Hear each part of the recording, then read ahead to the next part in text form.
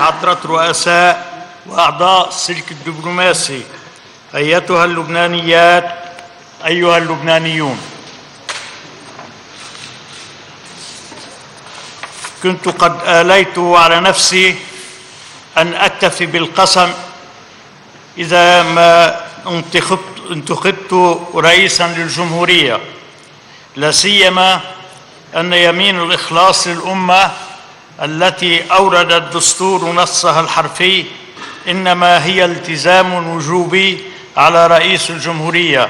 من دون سواه من رؤساء السلطات الدستورية في الدولة، وفيها كل المعاني والدلالات والالتزامات. إلا أن الخلل السياسي المتمادي والشغور المديد في سدة الرئاسة حملاني على أن أتوجه من خلالكم وبالمباشر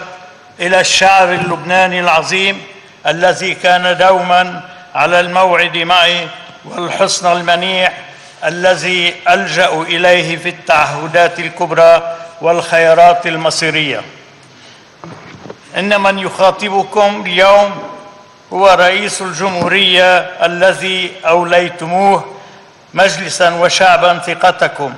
لتحمل مسؤولية الموقع الأول في الدولة،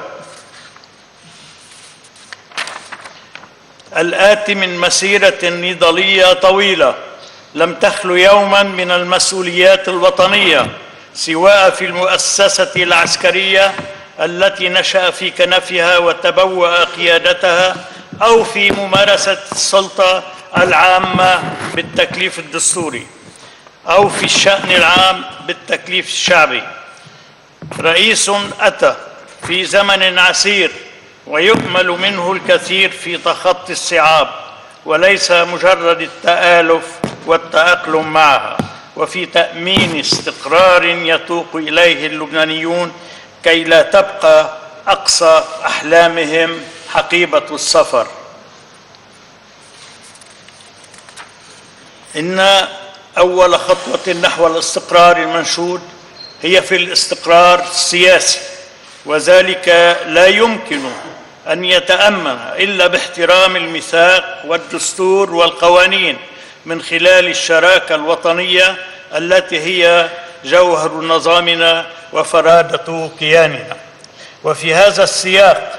تأتي ضرورة تنفيذ وثيقة الوفاق الوطني بكاملها من دون انتقائية أو استنسابية، وتطويرها وفقاً للحاجة من خلال توافق وطني،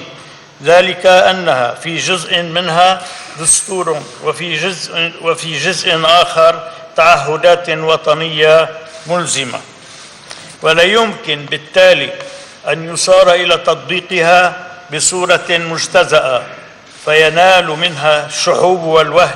ولا يستوي في ظلها نظام أو حكم، ولا تنهض عنها شرعية لأي سلطة. فرادة لبنان هي بمجتمعه التعددي المتوازن، وهذه الفرادة تقضي بأن نعيش روح الدستور من خلال المناصفة الفعلية، وأولى موجباتها إقرار قانون انتخابي يؤمن عدالة التمثيل قبل موعد الانتخابات القادمة. أما في الاستقرار الأمني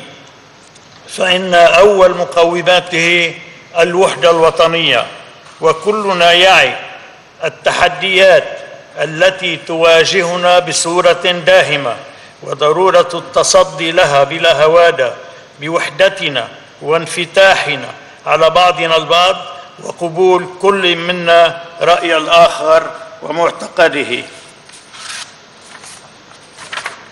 هكذا نحافظ على روافد قوتنا ونسد الثغرات التي قد تنفذ منها سموم الفتنة والتشرذم والتشنج والفوضى.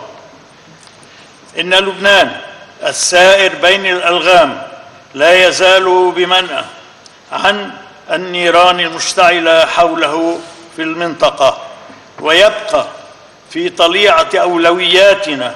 منع انتقال أي شرارة